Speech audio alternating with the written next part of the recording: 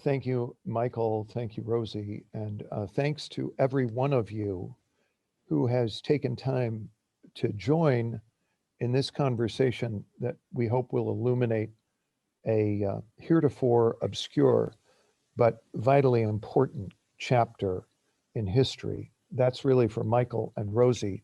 Please allow me, Chris Roebling, on behalf of Tom Caraba and the Union League Club Committee on Public Affairs, to welcome you and to express not just our appreciation, but our recognition of the folks who are co-sponsoring with us this afternoon. Not only is this being presented by our Union League Club Authors Group, the Lunch at 65 West Committee, and the Standard Club of Chicago, long a close associate of the Union League Club, but our co-sponsors today include the American Association of Jewish Lawyers and Judges, the Association of Krakauans in Israel, Chicago Loop Synagogue, always a stalwart co-sponsor with us, as is the Decalogue Society of Lawyers, and the following members of the Jewish Federations of North America: the Jewish Community Alliance of Northeastern Pennsylvania, the Jewish Federation of Florida's Gulf Coast, the Jewish Federation of the Quad Cities, the Jewish Federation of Southern Illinois, and the Jewish Federation of St. Joseph's Valley. Thank you, one. Thank you all. And let me emphasize what Michael just mentioned, and that is the back half of this conversation is really going to depend on the quality, the insight, and the concision of the questions that get sent along to us so that Michael and Rosie may discuss them and elucidate the important points. That's really it from me. We turn it over to Michael Traison, noted attorney, celebrated author, and I would say a well-known member of both the Standard Club and the Union League Club. Michael, please. Thank you, Chris Roebling. Thank you very much for that generous introduction. Welcome to everybody, and especially welcome to those who are repeat viewers who participated in some of our earlier programs, and especially to all the sponsors who Chris mentioned just a moment ago. We've had a number of programs, especially over the last year, dealing with the events that led up to the Shoah and also with the Shoah itself. But I think this may be one of the very few that we've been seeing that deals with the aftermath of the Shoah.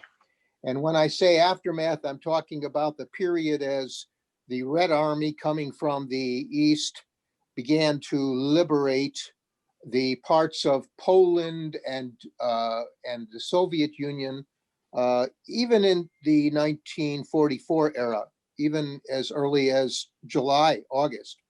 And then that went slowly, especially slowly after the Red Army reached the Wisła River, and they paused there in August of 1944 when the Polish underground hoped to engineer a revolt against the Germans.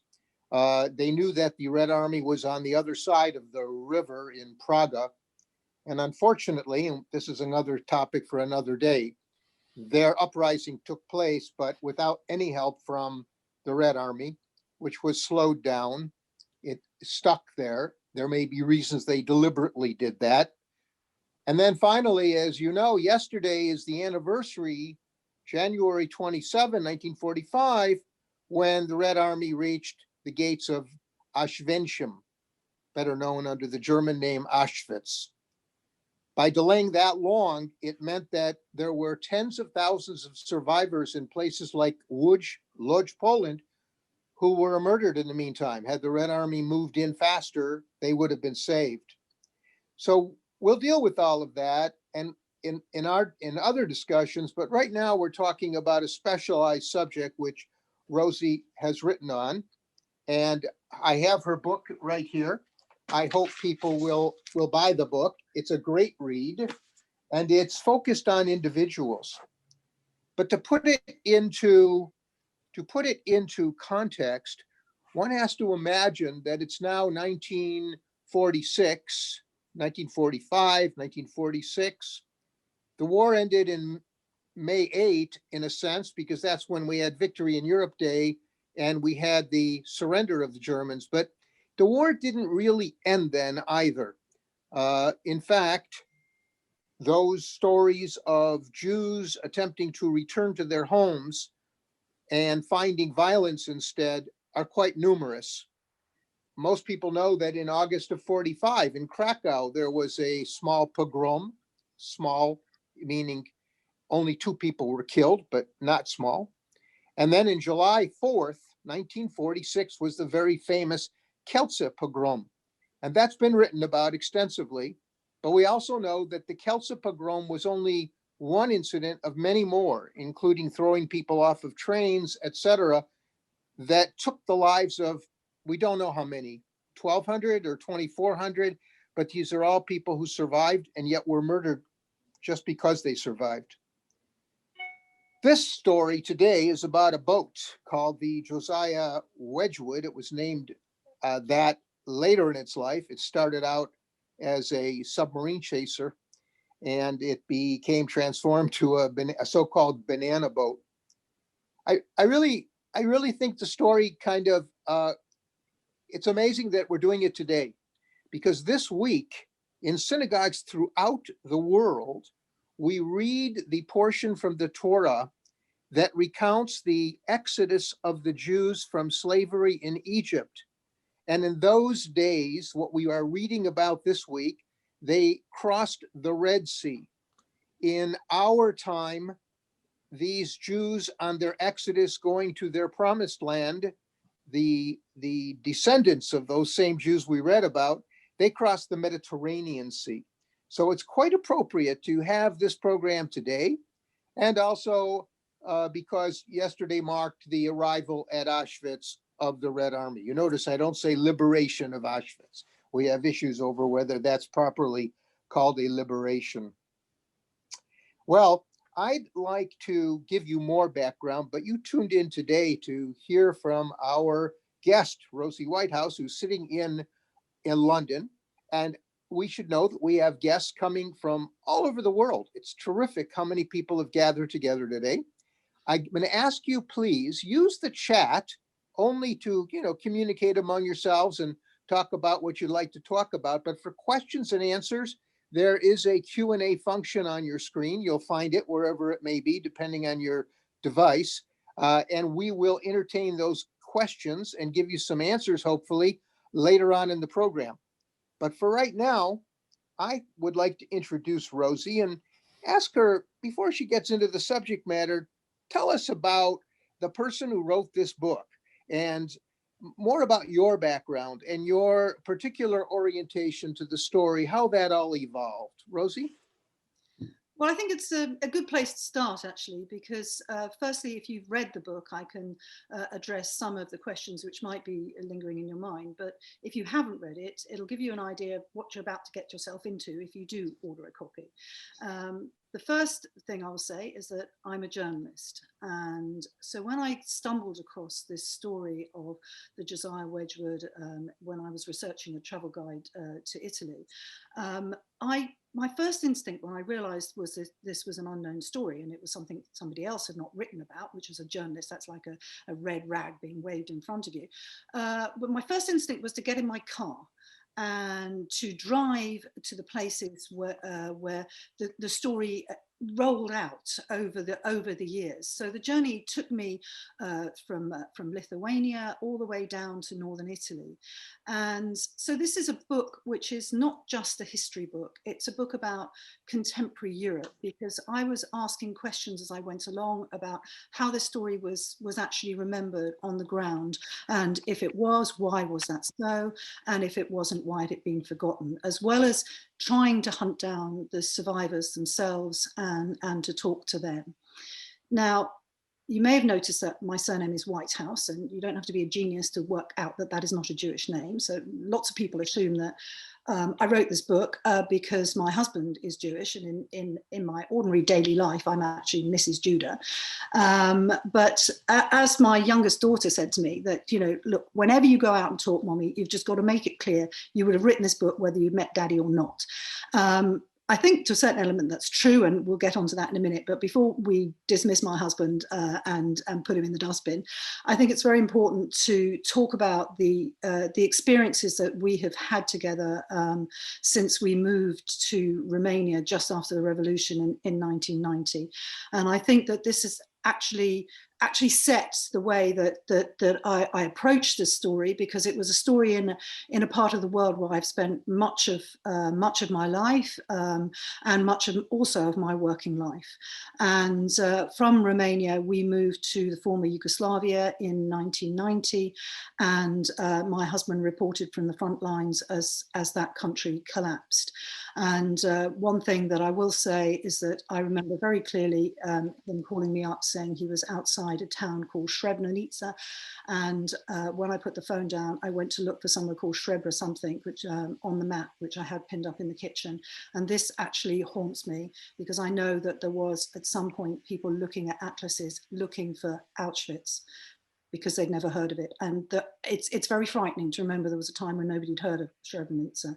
And when you grow up, I was quite young when we set off, but when you experience this kind of living in a war zone and in a place that's falling to pieces and where neighbors are killing neighbors, it makes you think in a different way. But more importantly for me, I think, was that it made my children think in a different way. And I'm the mother of 5 children, and the oldest were very small when we lived in former Yugoslavia, and I had to tell them not to be rude to the man with the Kalashnikov.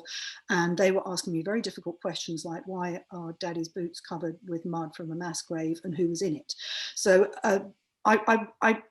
I evolved as a person answering very difficult questions. And it's no accident that this book begins when I'm catching a train in Kiev to go to Rivne, where the book begins. I was actually in Kiev because my husband's covered the conflict in Ukraine for well over a decade. And the children and I have spent a lot of time there with him. And that's also, I think, important and plays back into the book, because I feel quite at home in Eastern Europe. Western Ukraine is a place that, you know, we've taken the kids on holiday. And I think that this was also important when I spoke to the survivors, because when you go in to ask somebody intimate questions about their life, it's inevitable that they'll ask you who you are and why you're doing this and why you're interested. So the survivors always ask me, what brought you here? Why are you interested in this? And when I began to explain to them that I'd actually been to the hometowns where they were brought up, and that I did understand the situation on the ground, they began to open up to me in a completely different way. And there's one very interesting story that I tell in the book about a man who was from Western Ukraine, who spoke to me endlessly. We later met many times in Haifa. And it was only when he discovered that I actually understood what was going on the ground in Ukraine that he told me he'd been hidden by a Ukrainian nationalist who was a supporter of Stepan Bandera, and that most people in Israel did not believe him when he told the story. So that's the second part of where I'm coming from. But I think that there's a very important part that comes from my childhood. I actually grew up discovering what the Holocaust was in my house over our dinner table. My father was a surgeon here in London, and one of the things that he did was that he helped Holocaust survivors who'd been operated on by Dr. Mengele by trying to remove the scar tissue which was left by these botched operations. So my hand literally my father's hand went where Dr. Mengele's had been. And as a budding journalist, I was very interested in the gory details of what he got up to in the operating theatre. So I would always be asking him questions about the patients, and I was very interested in this. But much more importantly, my father had 2 very close friends who were doctors at the hospital. These 2 men were close friends. They were both from Poland. One was Jewish and the other was not. And they had survived the Katyn Forest massacre together. They had fought up Italy and been at Monte Cassino together. And then they had come and settled in London. They were both married to women who had been in Auschwitz. The Jewish gentleman was married to a Jewish lady who had lost her young children in Auschwitz and her husband. And the non-Jewish Pole was married to a lady who had actually been in the underground and part of the Warsaw Uprising. And that that is why she'd ended up in Auschwitz, and she too had been medically experimented on. Now, for that reason, neither of these couples had any children, so they had all the time in the world for me. And they were also incredibly vocal. So people were always talking about the war and about the Holocaust in our house. It was part of my childhood. And then when my father started traveling to Poland in the 1970s as part of cultural exchange programs, which were going on at the time, I was very surprised when I arrived in Poland and people talked in hushed tones about the Holocaust, and also people talked in hushed tones about what had happened during the war. And so I grew up wanting to know an answer to this question. It drove me on to study East European politics at university, but it's played a key part in the book because there's an entire chapter in the book where I drive around Poland trying to find out what had gone wrong, because Jews had, despite anti-Semitism having been around for decades and even anti-Jewish legislation being introduced in Poland in the late 1930s, these communities have existed for hundreds of years. Why did this go wrong? What went wrong on the ground to create this situation? And I think that when you read the book, or if you have read the book, I think knowing that that's where I'm coming from will make you understand why sometimes I'm a bit like a dog with a bone, trying to get to the bottom of it, and how it feeds back into the contemporary environment in which we live here in Europe. You know, Rosie, in my review of your book, which I haven't shared with you yet till after this program, I talk a little bit about perspective, and the perspective that you have that is a unique perspective. One could write a book about the history of the Shoah. We know that it's gone through many different stages. One of the stages was when communism ended in the eastern part of Europe, and archives began to be opened up. But another piece of evolution is the people who are writing. Today, we have a lot of written work by people who are not traditional historians, but who bring their professional abilities to the table to be able to tell us the story. For example, our friend who can tell the story from London, your friend too, Sands, who is a lawyer, but Philip Sands was able to write about Lvov, where his family came from, and about famous stories and famous people involving Lvov. We also have Andrew Nagorski, who's a journalist, not an historian. And in your case, you're a travel guide writer, and maybe you can talk about how that oriented you in this quest. How did that all come about? Well, I think firstly, yes, I do write travel guides, but like any freelance journalist, I've got lots of hats which go on and off depending on basically who's in the back of the taxi paying for what I'm doing today.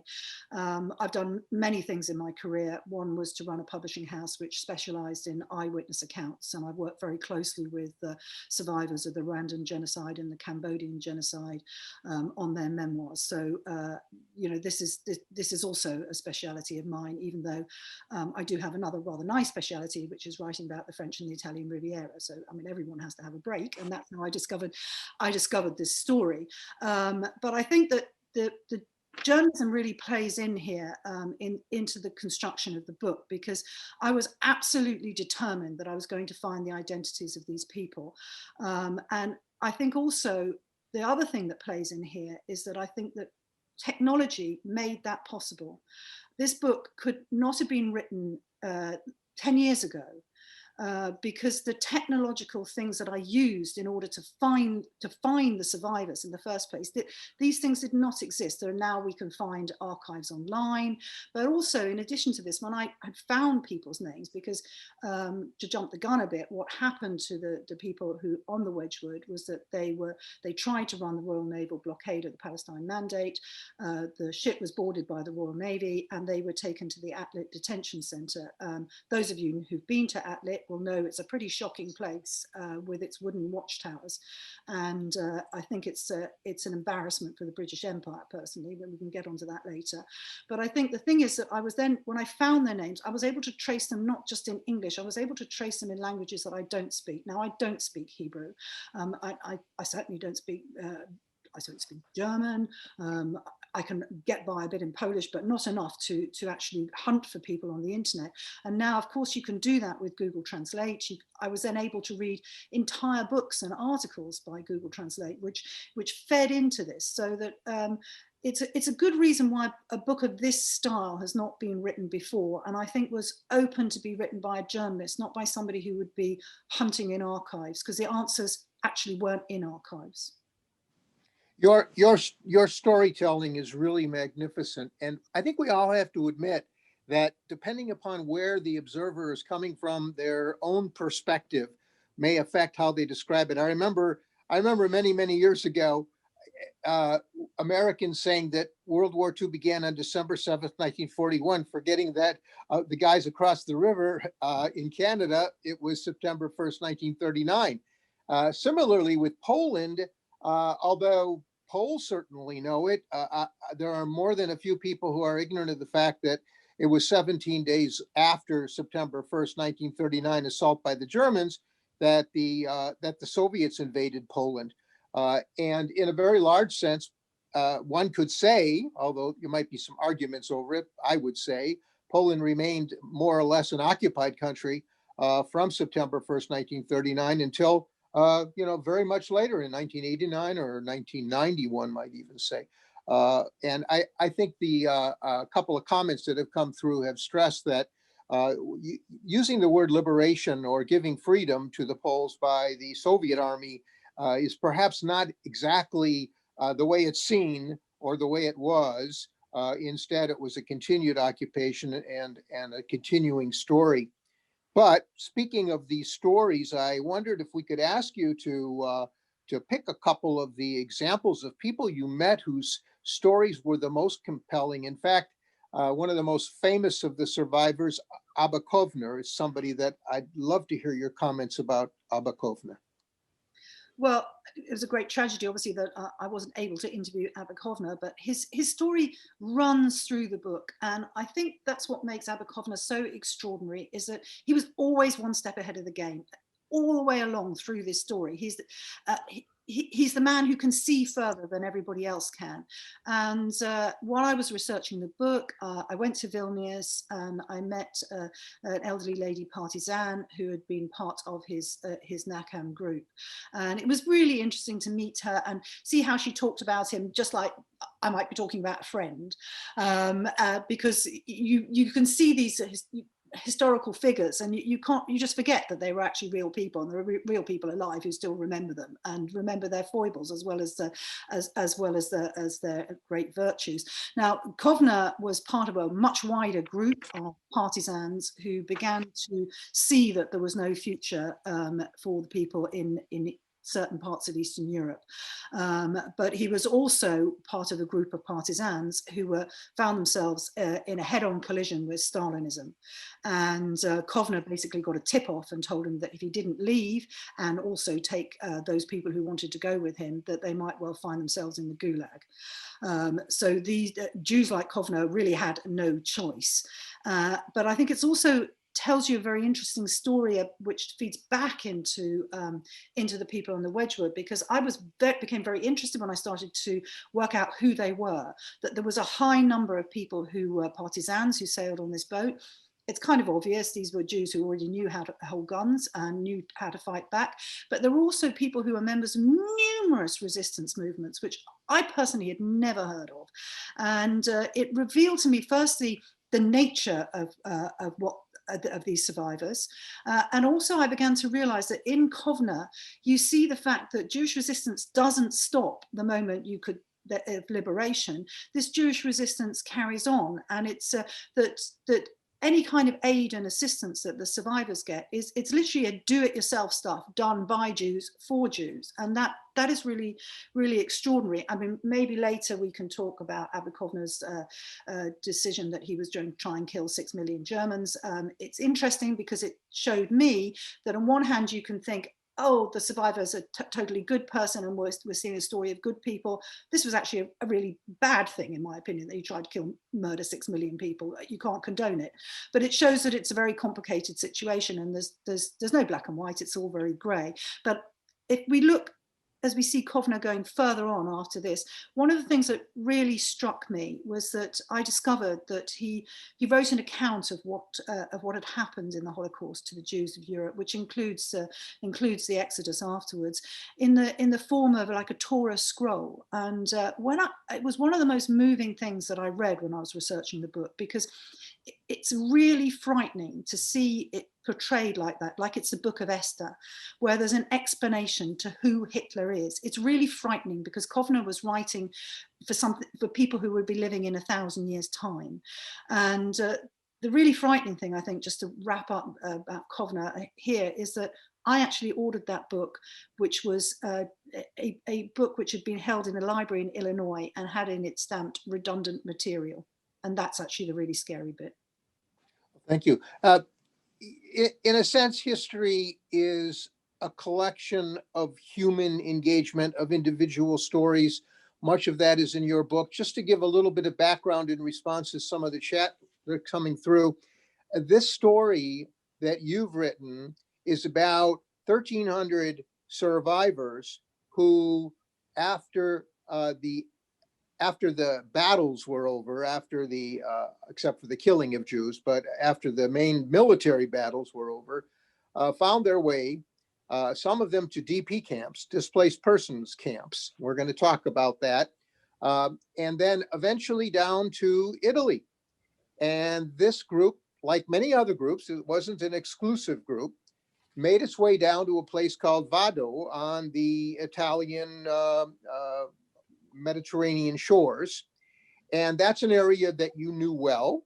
And you came across the story, and you tell the story of how these survivors made their way on board a boat which had been purchased with American money that had been raised, and the conversion of the boat, as I mentioned earlier.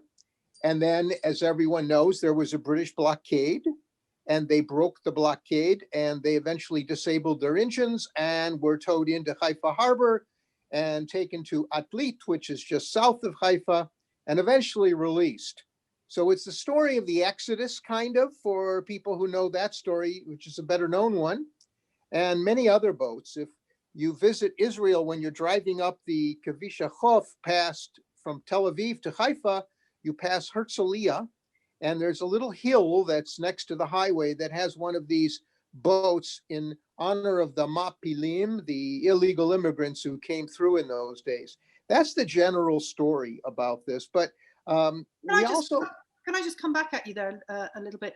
Firstly, you said that these people made their way after the battles were over. That's not the case at all. My book begins in Rivne, which was liberated in February 1944. It was liberated by the Red Army and a contingent of Jewish partisans. Those Jewish partisans stayed behind, and they tried to rebuild life in Rivne. It became too untenable for them, because what had actually happened is that the Soviet occupying forces and the Ukrainian nationalists were in the middle of an all-out battle in which both Jews and Poles were caught, and for which there was no future in Rivne. There was also this issue of the collision with Stalinism. But these people set off from Rivne, and they began to travel across Europe in the summer of 1944. This is the summer with the annihilation of Hungarian Jewry was underway at Auschwitz. The battles are far from finished. These people are so desperate that they head out across a war zone in order to find their way to the Mediterranean, to find their way to what seems to them the promised land, the only place they can rebuild their lives. And I think that this is really important, because there are plenty of people out there who like to present this story as these people as colonialist oppressors who were sailing on British liners. The story couldn't be further from the truth, really. It's kind of incredible to think about the fact that Hungarian Jewry was being liberated, murdered, liquidated contemporaneously with what you were describing in Rivne. Can you talk a little bit more about what was going on in that summer of 44 and what people were facing? Well, firstly, in Rivne, at first people really believed that they could rebuild their lives in Rivne. The partisans themselves thought that that was a situation. Many of the Jews had lived in outlying villages, and I met one of them in the book who told me the story, whose sister was married to a partisan actually, and that they actually thought that although it was no longer safe to stay in the village where they'd run a shop for generations, that there would be a future in Rivne. And I think this is really interesting because Rivne was the scene of one of the worst Shoah by the bullets. 23,000 people were shot in pits just outside Rivne in the Sosenki forest. And it's you can't put levels of horror on this, but there was something particularly nasty about this mass murder because they separated the children from the adults. Now, the gentleman that I met and talked to, who now lives in Haifa, his sister and her children were murdered in Sosenki, but that didn't stop the family thinking they could have a future in Rivne. There was no future in Rivne because of this civil war which had erupted on the ground, and also because of Stalinism. So they found that they had no choice. And so as you see 1944 rolling forward, as we're getting towards the situation that you described earlier on, with the Red Army stopping on the other bank of the Vistula, that we've already had a huge swathe of territory liberated, which was in the former Poland, which stretched much further east than it does today. And there was already a provisional government in place in Lublin, and survivors were beginning to come together in Lublin and beginning to write testaments, and lists of survivors were already being made up. So on one hand, we've still got mass murder underway, and on the other hand, we have the struggle for survival beginning contemporaneously. Yes. Rosie, lately there have been a number of books, you and I have discussed some of them, regarding the individuals that were the enablers of the Shoah. When we think of it as something amorphous, like people were monsters or that they were psychopathic, they weren't. They really weren't. They were normal people. You mentioned the Shoah by bullets. I think most people know that refers to this period using the Einsatzgruppen, 3 different groups in different areas that went about liquidating, murdering the Jews town after town. And of course, by 1942 in the Wannsee Conference, a plan evolved slowly over time to create these extermination camps, particularly the Operation Reinhardt camps, Sobibor, Belzec, and Treblinka. And of course, everyone knows about Birkenau, which was built to be added on to Auschwitz. But perhaps you can talk to us about some of the individual stories, people that you actually met in Haifa and in Bat Yam and elsewhere in Israel, and what that was like. And I know you met some of their children too. Can you speak about that for us? Yes, well, firstly, I'll say about perpetrators. Yes, I think that this situation is overlooked, and in the new book that I'm writing, I spent a lot of time looking at, particularly at the Nazi official who arrested my husband's grandmother, and who he was and what drove him forward. Because as a mother, I don't like to think that babies are actually born particularly evil, and I do think it's something that I think increasingly we have to address, because when you begin to address this, it takes it out of the story of the Holocaust, takes it out of being in a Jewish ghetto. It takes it into a story of humanity when you begin to ask questions about what makes people do evil things to other people. And I think that that's the way to approach it, particularly in Holocaust education, to encourage good citizenship.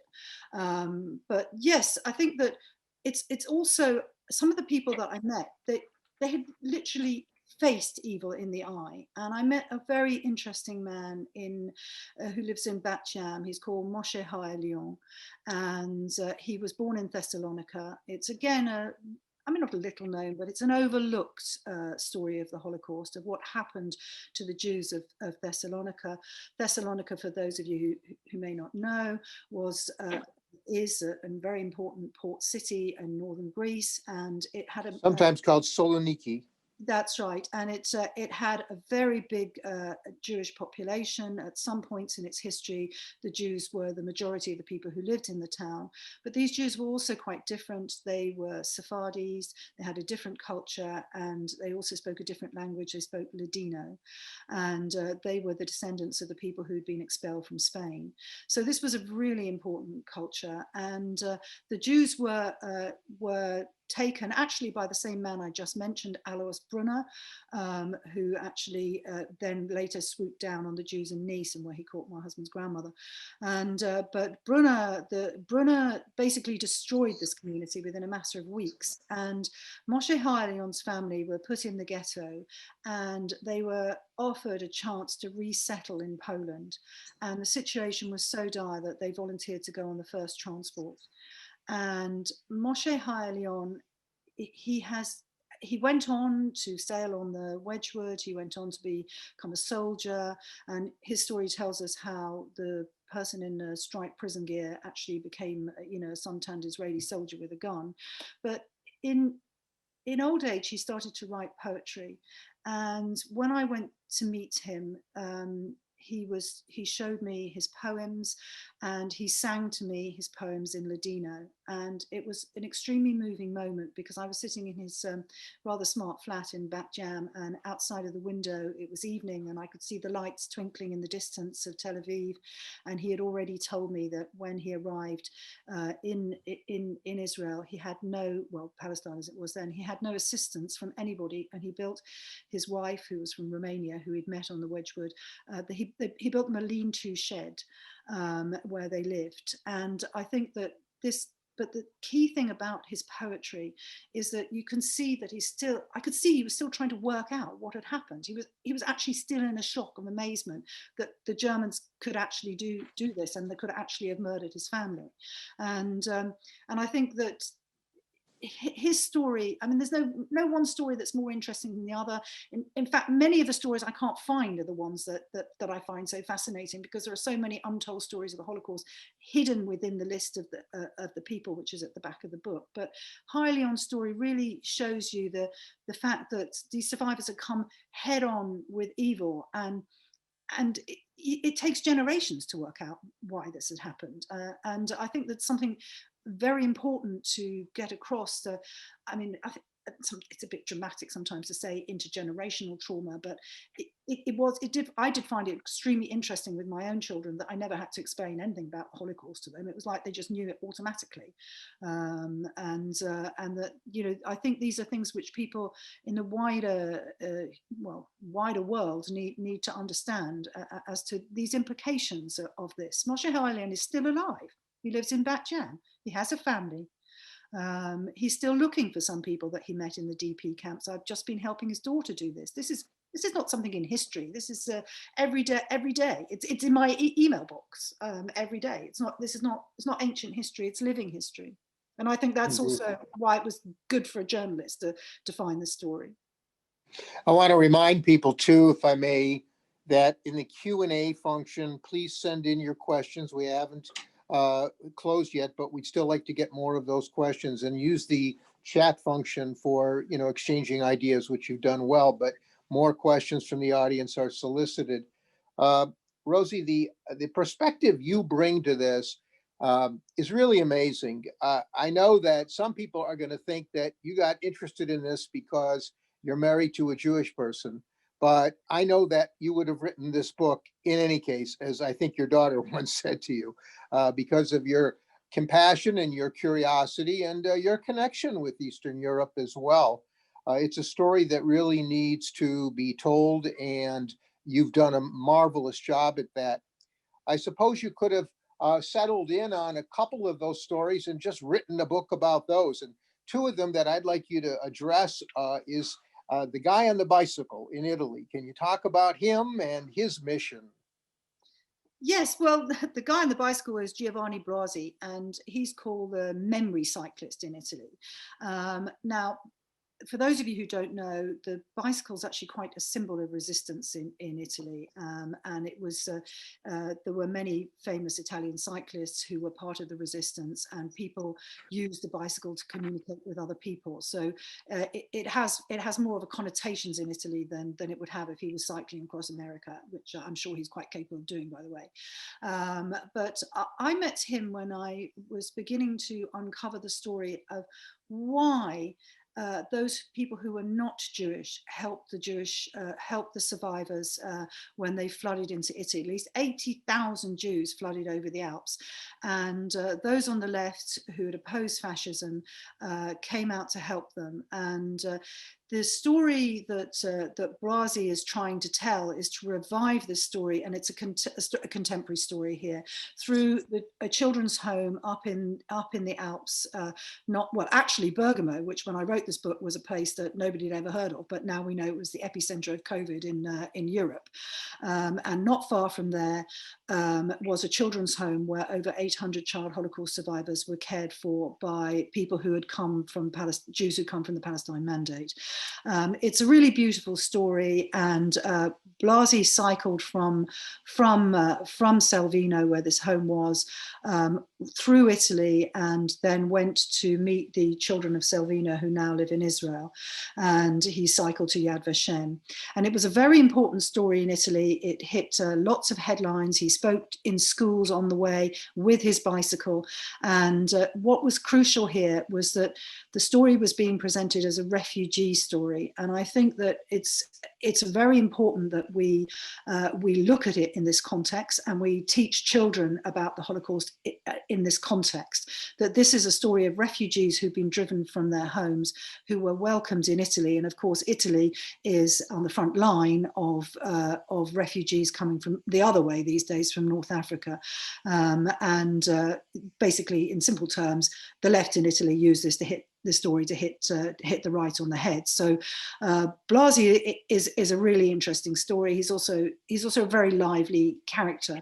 But the other story that I know that you're interested in is the story of Abraham Klausner. And you did just say that, was I ever tempted at any point to write a book about just one of these people? And I have to say, yes, Klausner really tempted me. And I thought at one point that my ideas were too ambitious. I think it's just important to say here, you have mentioned Philip Sands a couple of times. Philip Sands had lots of grants. He had a research team. He had a book deal. When I started writing this story, I didn't have any of that. It was only after I'd finished the manuscript that I managed to find my agent. And so this was a labor of love to me. So, there were times when I thought, is this just too much? And also the pulls of family life were demanding my attention. My husband was actually seriously ill and almost died during this period. So it was very difficult. But Klausner is a really incredible person. Yeah. He was an American rabbi. He was in the U.S. military. He got to Europe, and he became a father figure for survivors. Talk about the camp that he worked in and what he did. Klausner arrived as a young 30-year-old rabbi at the Dachau concentration camp. Now, the key thing to remember about concentration camps is that they're known by the main central hub name. But Dachau was an enormous complex of sub-camps which stretched out across southern Germany, across Bavaria.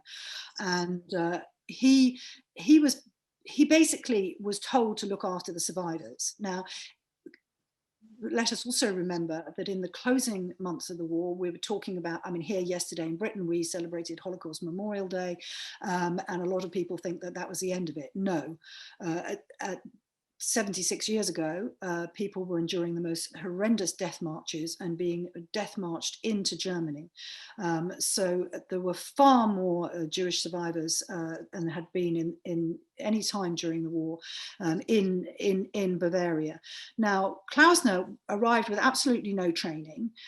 He actually didn't want to go to Dachau. He wanted to be sent to the Far East, where the action was still going. And he was so badly prepared that all he had in his pocket pocket were some plastic mezuzahs to hand out to the survivors. I mean, it just sounds ridiculous now. We know this story in context, but that was how unprepared he was. And when he walked into the first of the barracks, he heard somebody say, "Do you know my brother?" And this survivor's brother was also an army chaplain. And Klausner said, "I will find him for you." And in order to try to put people back together, Klausner realized that you had to give them their own agency. And I think that the book that I've written shows how much agency these survivors had, and Klausner gave it back to them. He went into the stores at Dachau, which were enormous, and he got paper, he got typewriters, he got pens, and he told them to write down their names, the places they came from, and the year that they were born.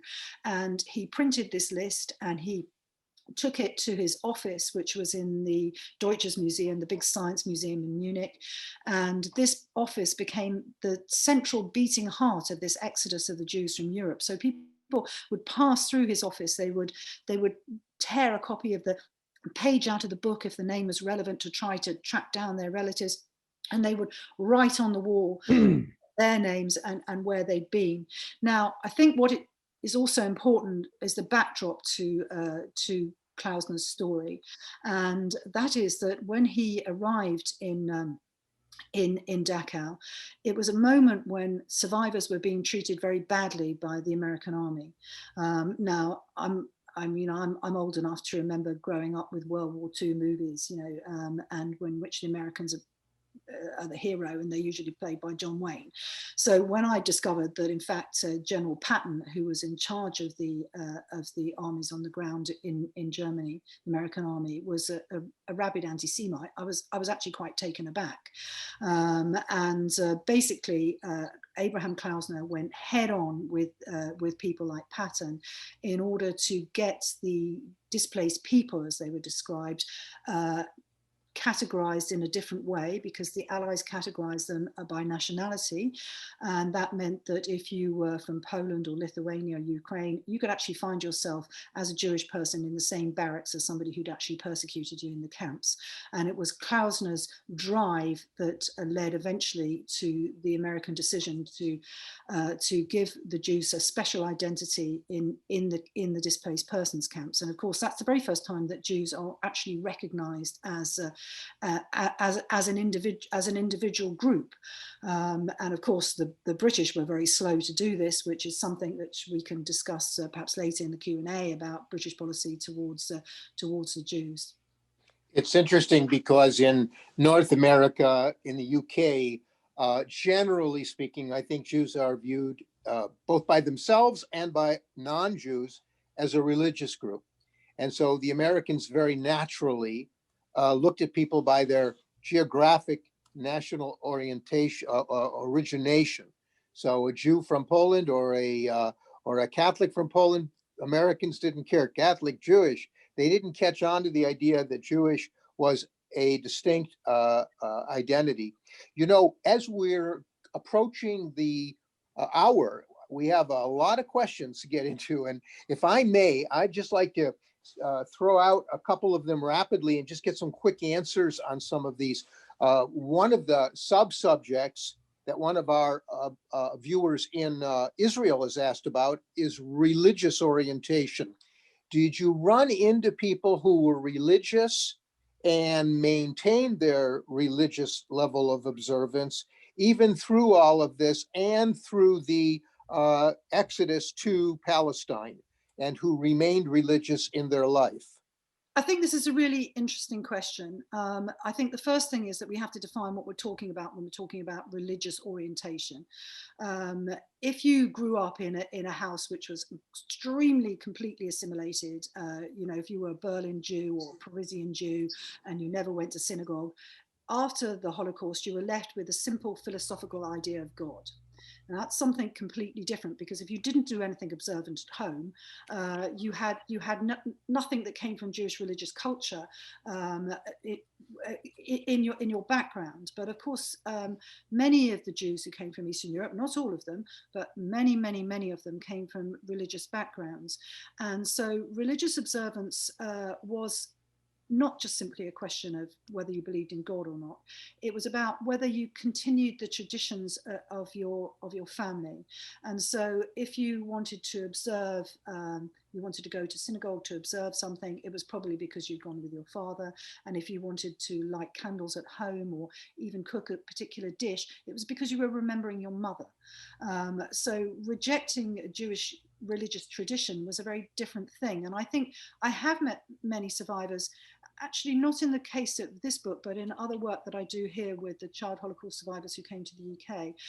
I've met quite a few gentlemen who were actually in southern Germany where they were liberated, who were at the first Yom Kippur services in the American sector, and how they've told me how dramatic this was for them, because they realized that they had no parents, or their survivors realized they had no children to bless. And these were really radical moments. And this one gentleman I'm thinking of in particular, he came from a very religious family from Hungary, and he's not as observant as he was brought up, but he did go to yeshiva when he came here to the UK, because he felt that was what his parents would have wanted. So, you know, just because your parents aren't there anymore, it doesn't mean that as young child survivors, you didn't think about what their expectations had been for you and what their aspirations for you were. So I think that it's important when we remember that when we talk about questions of religion. You mentioned in your book that a very large portion of the 1,300 were relatively young people. There were not so many older people, and they were mostly male. And I think we can all assume we know why that is the case. What about their geographic origination? Where did most of them come from? Any concentration? Well, obviously, the majority of them came from Poland. And, you know, it's easy to jump to the conclusion to say that's where the majority of the Jews lived. But that's too simple an answer. Many of the Jews who lived in Poland were members of the Jewish political movements before the war, and those Jewish political movements morphed into the resistance movements that you see within the forest, the ghettos, and the concentration camps. Let's not forget there was resistance inside concentration camps, and a number of the people who sailed on the Wedgwood had been a part of the underground resistance movement in Auschwitz. So these people came from a powerful background. This background was recognized by the Jews who were already living in the Palestine Mandate, who came from similar backgrounds. I mentioned earlier on the Moshe HaElion, who came from Thessalonica. One of the reasons that he had such difficulty getting on the boat was because he never grew up in one of these youth movements, and it's one of the reasons that he had very little assistance when he arrived in the Palestine Mandate. There is a large proportion of people who sailed on the Wedgwood who were Romanians. And I find, firstly, as I mentioned previously, I did live in Romania and I have a big soft spot for Romania. And I really wanted to find their story and tell the story of what happened to Romanian Jewry, because it's another one of these stories that's brushed under the carpet, the story of what happened in Transnistria. And I hunted like crazy for these people. I can't tell you how I hunted for these survivors. I was sitting up at 2 o'clock in the morning. Some hunts for some of these people went on for months and months and months, even 18 months in the case of one of them. And I looked endlessly for these people, but for some reason, when the Romanian Jews arrived in Haifa, somebody decided to Slavize their name. So Abramovici became Abramovich, and it just made it impossible for me to find them. And I think if you see the book, you'll see that at the back of the book is a list of names of the people who sailed on the Wedgwood. And this is very much work in progress. And already 4 people have contacted me to tell me that they're related to people who were on the Wedgwood. More importantly was last night I got a message on Instagram from a lady whose father's story I tell in some detail in the story of the child Holocaust survivors who were taken to Fiesole near Florence. And that was a very emotional moment for me, because she told me that I had summed up her father to a T. So it was this is an emotional ongoing project for me as well. You know, I'm getting a lot of questions from people asking, well, tell the story of the book, what it's all about, but I'm not going to do that, and you're not going to do that. I want people to buy the book. I got it very, very easily on Amazon. it can't be described even by its author. You have to read it, you have to experience it. But one aspect of the story, we're being asked, can you tell us a little bit more about two things? Number one, the blockade, how the ship got through the blockade, a little bit of detail on that. And the second part of the question is, what was it like when they went to Atlit? How long did they remain in Atlit before they moved on to kibbutzim and cities and so on? Okay, well, yes, I think this was actually the story of the Palestine blockade is actually quite a personal story for me as well.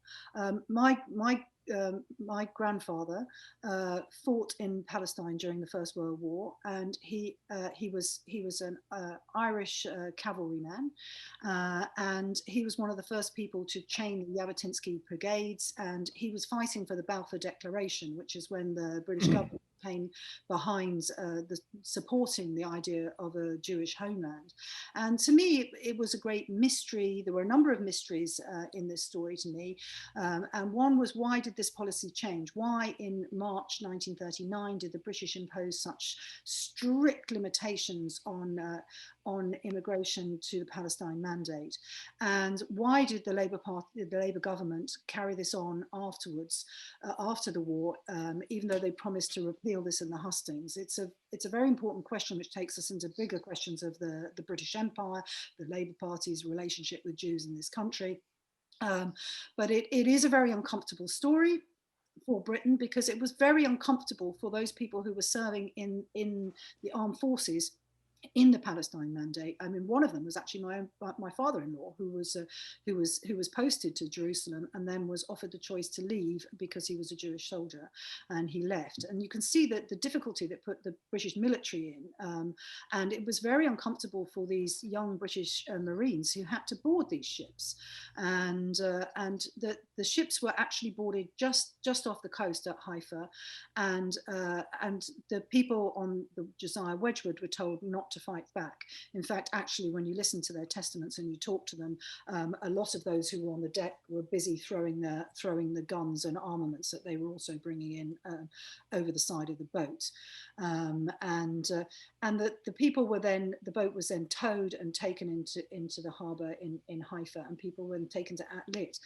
Now, the really extraordinary thing that I found researching this book and talking to the survivors is that nobody seems to have mentioned to them that they were going to be taken to Atlit. Now, this was not the first time that people trying to run the Royal Naval Blockade had been taken to Atlit. Atlit had been set up as a detention centre in the 1930s. Now, admittedly, a lot of the people who sailed on the boat were quite young, maybe too young to have heard this, but they did spend over a year in Italy, and they were learning what at the time was called Palestinography, and they were learning all about the history of the Jewish people. They were learning all about the geography of Israel, learning how to milk cows, you name it, the whole shebang, but nobody bothered to mention this.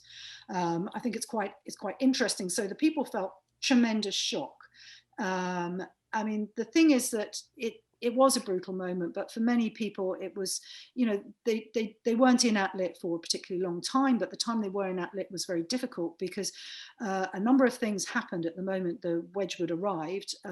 Firstly, the British were cracking down on the Jewish underground, who were all arrested and taken to Atlit. So there was serious overcrowding issues within the camp itself, but also the arrival of the Wedgwood gave the British authorities such a shock. It was the biggest ship that had ever arrived, and that after that you saw survivors being interned in Cyprus, and eventually it takes you to the story of the Exodus. And I'll just mention quickly here that actually much of what we know about Exodus in popular culture, it's actually the story of another ship which preceded the Josiah Wedgwood. When I went to put your book on my bookshelf, I didn't know whether it belonged in the history of Holocaust section or whether it belonged in the section on the birth of the modern state of Israel. I think your book really bridges between those two miraculous and momentous stories. Can you talk a little bit about the people you met and their feelings about Israel and being there? Somebody asked in the question box, did people leave Israel after they got there to go on to other countries? Clearly some did, but what about the people from the Wedgwood, did they stay? The vast majority did not. And as we've mentioned, there was a vast number of young men on the Wedgwood, and they found themselves fighting in the wars that followed their arrival.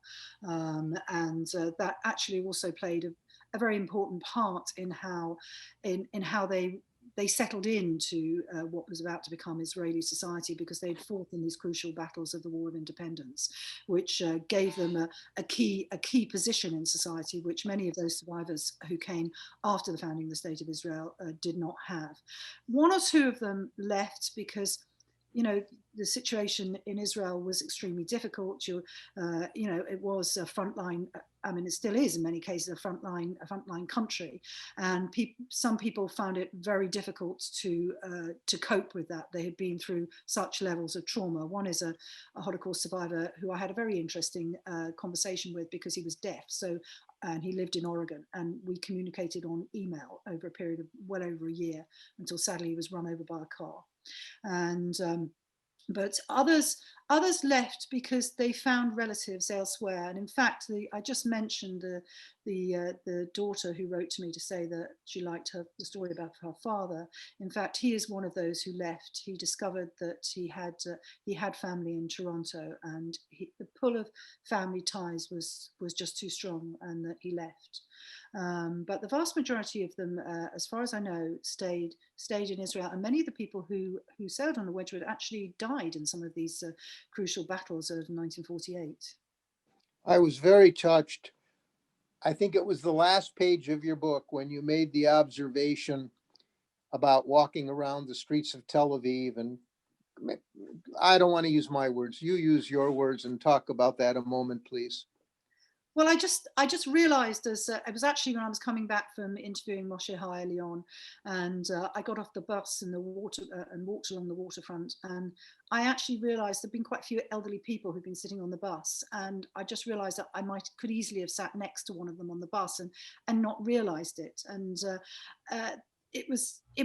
I mean, to me, it was so frustrating that you felt like you wanted to go and sort of tap on every door in Tel Aviv and just ask if anybody come on the Wedgwood. And I'm hoping that, as I said many times, this is an ongoing project. I would like the way that we can to build on this story and to build on those stories which we're yet to discover, because there was so much that I discovered which had been ignored and not told, that I'm really hoping that we will discover more of this in the research as it carries on. The ability to actually interview people who were active participants and not babies, but old enough to remember, is something that's obviously quickly fading. I recently reread a book from the year 2000, published in 2000 by Rosa Lehman, called Symbiosis, and I'll think of the rest of the title. And she interviewed people in the 90s. And talked to people who were teenagers during the war in one small town in Poland, Jaśliska. And we learned so much about what was happening then through the explanations of people who were there. Now, how is that going to impact your continued research as, you know, years go on and eyewitnesses are no longer able to communicate with us? Well, firstly, I think it will, and I think it will also impact on what the families themselves know about what happened to their fathers or their mothers or their grandfathers and grandmothers. Because, for example, I went to have tea with one gentleman who sailed on the Wedgwood, and he was later cared for in this home I previously mentioned, a children's home in Fiesole near Florence. And the moment I started asking questions about Italy, he launched into Italian. His grandson was there translating for me, because the gentleman doesn't speak Hebrew, but he launched into Italian. I can get by pretty much in Italian. And so we started talking in Italian, and the gentleman started jumping up from the table and reaching out across the table to me. And his grandson said to me, "I have no idea what you're saying to my grandfather, but it's really hitting the spot here. I had no idea really important things happened to him in Italy." So yes, I mean, there was a coming together of a perfect storm in my book. But actually the work I've been doing at the moment in trying to discover the story of what happened to my husband's grandmother is actually really right there, because obviously she died in Auschwitz. My mother-in-law died 10 years ago. She never spoke about what happened to her, and my husband's aunt is very old and also hasn't spoken much about what happened to her. And so it's been a detective work in which the aunt I just mentioned was hidden by a doctor in the Alps. And when we went to San Francisco to talk to her, she couldn't remember his name. And my younger daughter said, "I can't believe you don't remember his name. He saved your life and hid you for 6 months." At which point we all hit our phones and discovered his name, because he later became mayor of Val d'Isere, and Val d'Isere is quite a famous ski resort. But I tracked down. He never spoke about anything that had happened to his family, and with his daughter, we tracked down this complete story. And now, actually, we've put his story before Yad Vashem, and I hope he will get recognised as righteous among nations. So actually at the moment the book that I'm writing is literally it is in this zone where you're left standing outside addresses where people lived, which are either no longer there or are empty buildings that can't tell you anything. And then there's this incredible moment when I knocked on the door of the house where my husband's grandmother lived in Nice with his aunt, and the next door neighbor popped out and she goes, "Oh yeah, I know the story about a Jewish woman who was arrested who lived in the street." So, there is, it's kind of there. You've just got to go looking for it. And I think go looking for it in that journalistic sense is literally knocking on the door and saying, Yes. what's happening here? I think that the other approaches will take us further in the future. And just because everybody's dead doesn't mean the door's shut. Right. You know, the book that I was mentioning in Yeshliska, it's symbiosis and ambivalence. And those terms for me, because I focus most of all on Poland, but also elsewhere in the area, it really sums it up. For those looking at that area of Europe, your contacts in Romania, for example, your references to Transnistria, uh, each area has a little bit of a different story. And there's so much nuance required and so much complexity. For example, if you would say to somebody, well, those Polish people you met that were on the Wedgwood had the benefit of coming from a country which very much supported Zionism, which supported farms, Hatzilim, people who planned to move to Israel, which even gave some armament, military training.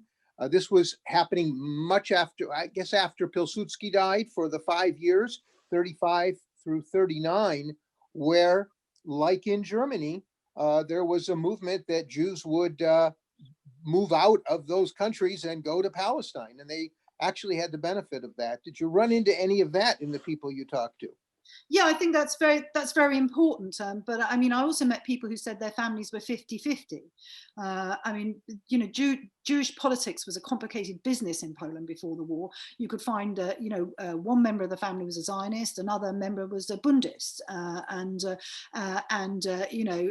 parents probably hoped that the two kids never started talking politics, basically, because a war would break out.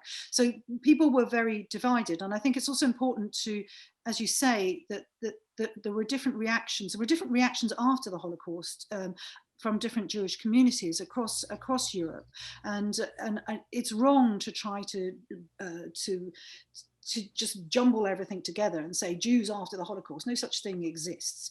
The reaction of Jews in France and Italy was substantially different from the reaction of Jews in Poland. And this not just because of the way that the Holocaust had played out on the ground, because there was some really horrific things happening in France during the Second World War, but a lot of it had to do with what those people who were members of the resistance, and again, there was a massive Jewish resistance in France, which nobody writes about, but I do in my new book, is that that this kind of resistance was linked to the overarching resistance, because they were trying to recreate the France that had been there before, in which all citizens were treated equal.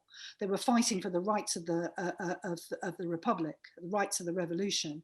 And so it changed the way French Jews thought after the war.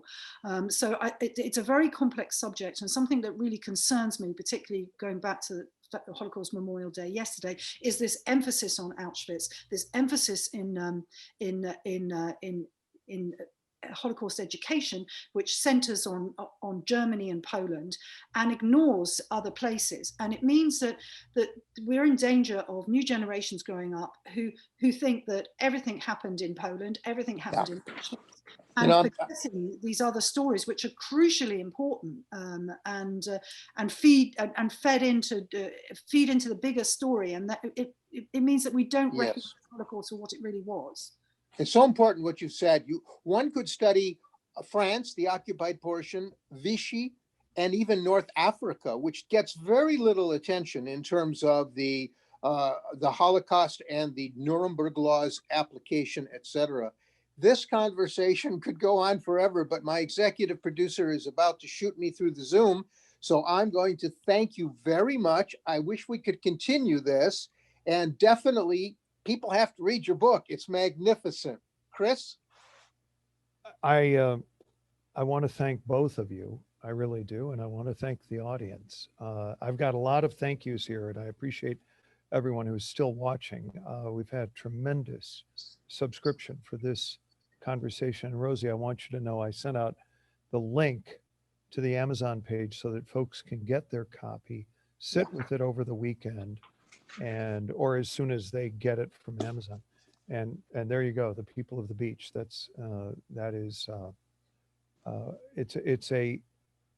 It is yet another example how the despair of inhumanity inevitably provokes inspiration from resilience.